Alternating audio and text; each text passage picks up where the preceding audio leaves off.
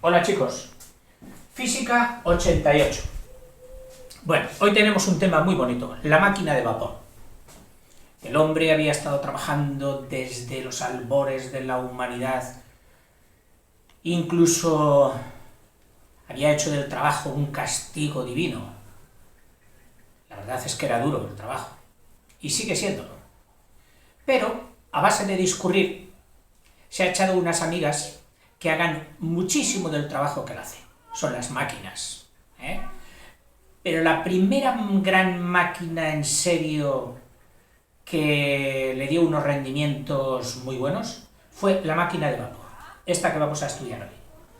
Los molinos de agua, los molinos de viento, los animales de tiro, etcétera, le habrían dado buen resultado. Pero este invento todavía mejor. Mira, es una máquina que se llama de combustión externa, es decir, que se hace un fuego fuera de ella. ¿Y por qué dicen esto? Pues porque hay otras que hacen el fuego en el interior. Sí, en el interior de los cilindros de un coche se quema gasolina.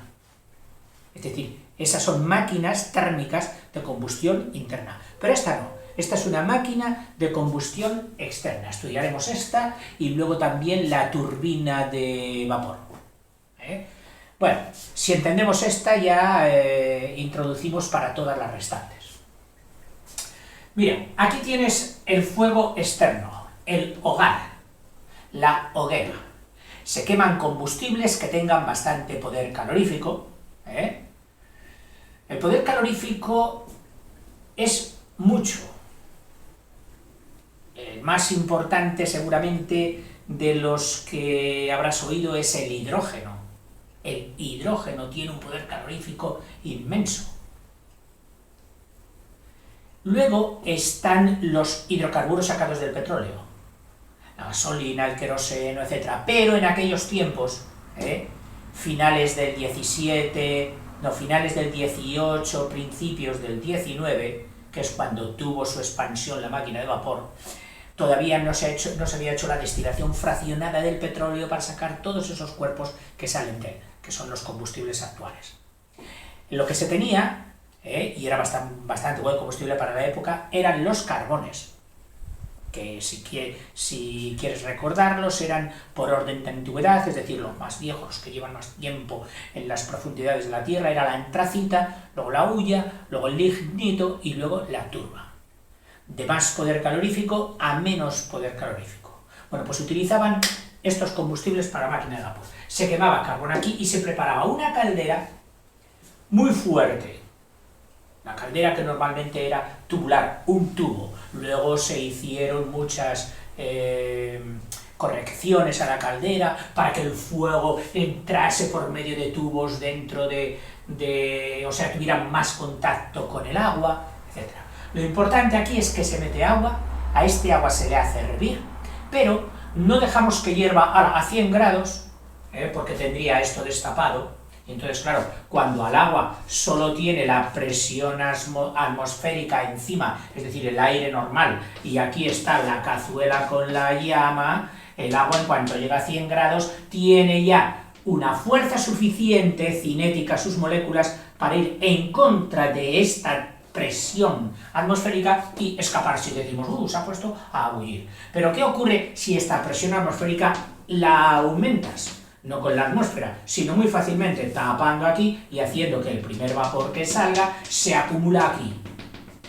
Claro, al haber aquí mucha fuerza, mucha presión, no una atmósfera, sino pueden llegar hasta del orden de las 200 atmósferas, las que aguantan más presión. Todo depende de lo que haya diseñado el ingeniero. No puedes poner mucha presión para unas piezas que luego no te las van a aguantar porque todo saltaría por los aires. O sea, todo tiene que estar combinado. Las hay de baja presión, que suelen ser hasta 2 atmósferas y media, luego las hay de media presión hasta unas 10 atmósferas, y luego ya de alta presión hasta 200 atmósferas. Pero bueno, ya te digo que todo esto tiene que estar combinado con la maquinaria. Una vez almacenada aquí tanta presión, también se ha almacenado o también se ha conseguido altísima temperatura. Es decir, este vapor ya no está a 100 grados, ni este agua está a 100 grados. está sobrecalentado.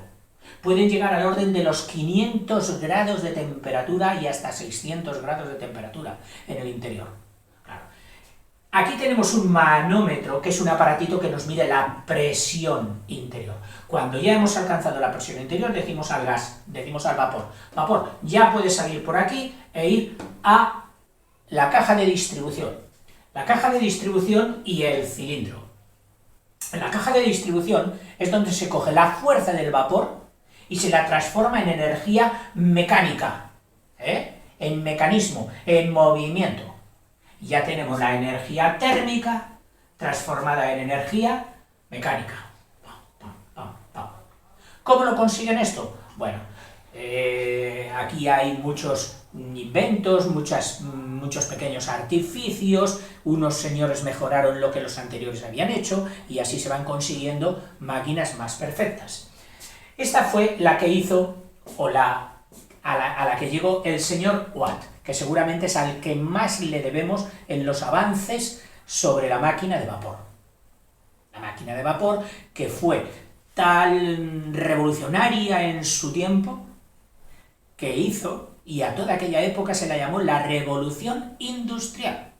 Es decir, las industrias anteriormente a esas habían sido industrias artesanas, a base de mano de obra, se producía poco, costaban, claro, los productos caros, se gastaba mucho tiempo en ellos, y con la fuerza de la máquina de vapor, todo se revolucionó, se incrementaron las producciones, en fin, se incrementó todo. La vida sufrió un cambio impresionante como pocas veces se ha dado en la humanidad, con la revolución industrial. Mira, te he pintado esta parte aquí en grande. Es la caja de distribución, que como la misma palabra dice, sirve para distribuir hacia dónde va a ir el vapor. Vamos a ver si te lo explico bien. Aquí hay una pieza, esta pieza que parece una grapa, ¿la ves? Clic, clac. Que en realidad, bueno, se llama corredera, porque va a tener su función a base de correr. Clic, clac, clic, clac. ¿Y quién la hace moverse? La excéntrica de esta rueda gigante que es el volante. Esta excéntrica hace que por medio de esta biela, esta pieza es la biela suele ser la que va en... bueno, sí. Esta biela hace que el vástago de la corredera, el vástago, que es esta barra, le pongo aquí cortada porque puede ser más larga, puede ser más corta, corra la corredera de un lado hacia otro. Vamos a cogerla tal como está. Está en este momento así. ¿Qué ocurre? Pues bueno, ocurre lo siguiente, que el émbolo o pistón de este cilindro,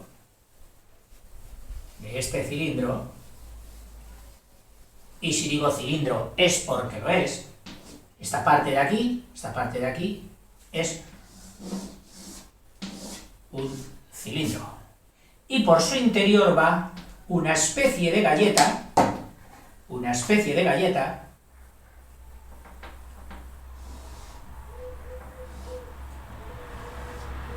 unida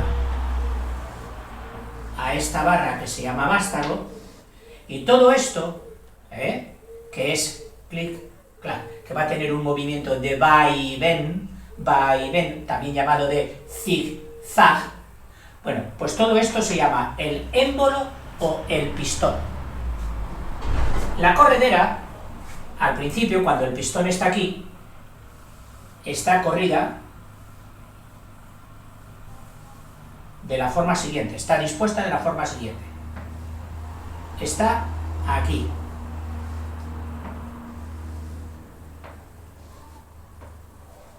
Ahí está la corredera. ¿Qué ocurre? Que al entrar el vapor, no gas, el vapor, por aquí, y como la corredera es una especie de tapadera, es decir, que está tapada, como la tapadera de una caja, igual, El vapor no puede entrar entonces por aquí. Tiene que venir por aquí, se mete por aquí, ¿ves? Por donde le han dejado el camino, y él presiona. Como viene súper fuerte presionando, presiona en todas las paredes, lógicamente, presiona aquí, claro, esto tiene que ser muy fuerte para que no lo rompa, y presiona al pistón. Y el pistón le dice, vale, si me empujas, me corro. Y se echa para allá. Y entonces, aquí desplaza al pistón, hasta aquí. Con lo que esta biela, esta pieza, el vástago, en comunicación con la biela y la manivela, empuja a la biela hacia aquí y entonces hace que la manivela venga así. O sea, la biela la empuja a la manivela y la manivela, aquí hay giro, aquí también hay giro, aquí está soldado a esta gran rueda muy pesada, una rueda de inercia, llamada volante, y entonces al venir así, la empuja hacia aquí a la manivela, ¿y qué hace la manivela? Mover a toda la rueda, la mueve a toda la rueda. Claro, llega un momento en que la biela y la manivela están en línea, como pasaría aquí.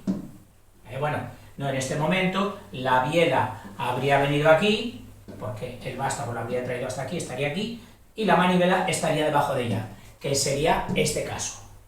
¿Ves? En este caso, la biela, que es la manivela, que es la gruesa, está debajo de la biela. En este momento, cuando la biela quisiera retroceder, porque lo que vamos a hacer es meter el gas para la otra parte para que el pistón vaya hacia allá, habría aquí un punto muerto, es decir, oye, si tiras hacia allí esto no se va a mover. ¿Quién se preocupa de romper este punto muerto? Pues se preocupa de romper este punto muerto la fuerza que ha cogido el volante de giro, que con su mucho peso sigue girando un poquito, echa para allá, con lo que esta biela se pondría así, la manivela ya ahí, entonces clic, y otra vez ya la manivela aquí. Y seguiría girando. Hay otro punto muerto, que es cuando el pistón está aquí del todo, está aquí, entonces el vástago ha llevado a la manivela a ponerla recta aquí, y la biela y la manivela estaría también aquí. Perdonad, entre que biela y manivela acaban en lo mismo, me hago un lío, pero bueno, te lo repito, biela y manivela. La manivela está soldada al volante, la biela no. Y entre las dos convierten el movimiento de vaivén en movimiento giratorio. La rueda tiene un gran peso para que coja una inercia, es decir, para una vez que tiene movimiento que ya no pare, y ayuda a convertir bien el movimiento de transversal en circular. ¿Y cómo este pistón se dirige ahora hacia aquí? Pues muy fácil, porque mediante esta biela pequeña, la corredera, le han puesto en la otra situación, la han puesto aquí, la han corrido, que por eso se llama corredera, la han puesto aquí, y el gas que antes se metía por aquí, ahora ¿qué hace? Se mete por aquí, se mete por aquí, y empuja al pistón en sentido contrario. Oiga, y este gas que hay aquí, si no se quita, el pistón lo aplastará y opondrá resistencia. Tienes razón. Entonces este gas, que ya fue utilizado y está a menor presión que el que sigue entrando, él perdió presión al convertir su fuerza en trabajo mecánico, pues ahora, como ya tiene un poquito menos de presión, cuando el pistón le empuje, le hemos abierto una vía de salida por aquí, viene y sale por este tubo, que es un tubo así transversal, que es el tubo de escape. Con ese, y entonces ya el pistón y vendría aquí. Luego la corredera se volvería a correr, entra por aquí. Clic, clac, clic, clac. Este recorrido, esta distancia del pistón, es lo que se llama carrera. Y aquí deducimos rápidamente, por una geometría muy sencilla, de que esta carrera tiene que ser el doble que la longitud de la manivela. Porque claro, mira, imagínate, la manivela puesta aquí, llega hasta aquí. La manivela puesta aquí, llega hasta aquí. Pues entonces desde aquí hasta aquí es lo que puede hacer el vástago, es lo que puede tirar. Plum, plum, plum, plum. Y la biela se iría adaptando. Plum, plum. Para evitar también los puntos muertos, ya no solo se dispone de la inercia de la rueda, sino que han querido asegurarse más de que la máquina no se iba a encontrar nunca en un momento en que la presión dijera que no puedo y aquello explotase por los aires. ¿Cómo lo han conseguido? Pues mira, fácil, poniendo dos cilindros que trabajen en paralelo, pero desfasados 90 grados. Es decir, que cuando un volante estuviera en esta situación, otro volante solidario, o bien el mismo volante pero unido por una pieza especial que se llama cigüeñal, que recoge las bielas una aquí y otra aquí, y aquí estaría ya unido el volante. Ocurre que cuando una estuviera en situación de punto muerto, la otra estaría en la situación mejor para tirar, para romper. Y entonces una caja de distribución, un cilindro ayudaría al otro, y el otro ayudaría al otro. Este vapor que sale por el tubo de escape no se le puede tirar, porque nos quedaríamos rápidamente sin agua. Entonces, hay dos cosas, o han hecho con él dos cosas. Una, decir, oye, que este vapor todavía tiene mucha fuerza, ¿por qué no ponemos al lado otro cilindro, y con la fuerza de este vapor sobrante, en vez de echarla, que moviese el otro cilindro? Y dicen, hombre, bien. Dice, hombre, la presión es un poco menor,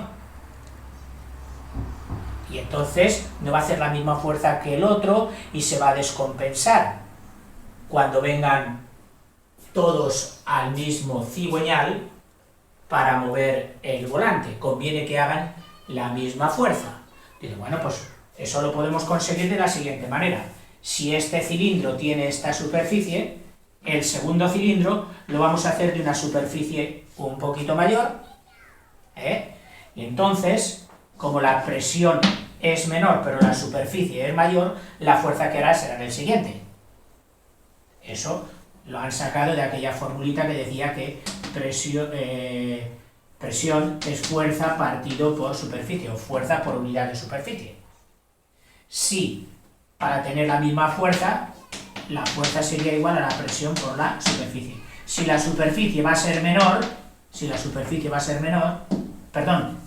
presión del vapor va a ser menos, pues ¿qué haremos? Subir la superficie y entonces el producto sería igual que el anterior, que la fuerza del primero.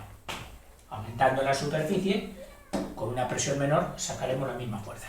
Y así hasta 3 cilindros en cascada han llegado a colocar. Otras veces dicen, no, ya está bien. Vamos a coger este vapor que sale aquí por el escape, y lo vamos a enfriar en una cámara que se llama cámara de condensación, donde se pasa de vapor a líquido. ¿Cómo? A base de enfriar las paredes con agua fría, con un circuito de agua fría. Claro, este circuito de agua fría que rodea la cámara de condensación es una fuente de agua caliente. De aquí podemos sacar agua caliente. ¿Para qué? Para las instalaciones de la fábrica, si es un tren para la calefacción, etcétera, etcétera. Y con el agua que va resultando de la condensación se la coge y por medio de un presionador, que eso no es ni más ni menos que una bomba, que eso es una bomba, un aparato que proporciona presión, se vuelve a meter el agua en la caldera. Y esto sería básicamente la caldera de vapor. A ver, aquí tenía algunas... Dicen que la potencia de las locomotoras de vapor que hicieron han llegado a tener hasta 7.000 caballos de potencia. Ahora, el rendimiento de las máquinas de vapor, es decir, qué cantidad de energía producida se convierte en energía mecánica. Pues es tan poca que desilusiona. En el siglo XIX, cuando esta máquina estaba en pleno vigor, resulta que, aun habiendo luchado tanto los científicos y habiendo gastado tantos esfuerzos, solo conseguían entre un 2 y un 3%, de un 2 a un 3% de rendimiento, es decir, un 2 y un 3% del calor proporcionado por el carbón. El otro 98% se desperdiciaba. Y hoy, las máquinas de hoy, bueno, pues las máquinas de hoy, con todo el perfeccionamiento técnico, con la buena mecánica, etcétera, etcétera, pueden llegar hasta un 20%. Fíjate, un 20%. ¿Qué significa? El 80% desperdiciado. Oiga, ¿y esto no se puede conseguir más? O sea, ¿tenemos que desperdiciar el 80%? Mira, ahí lo tienes.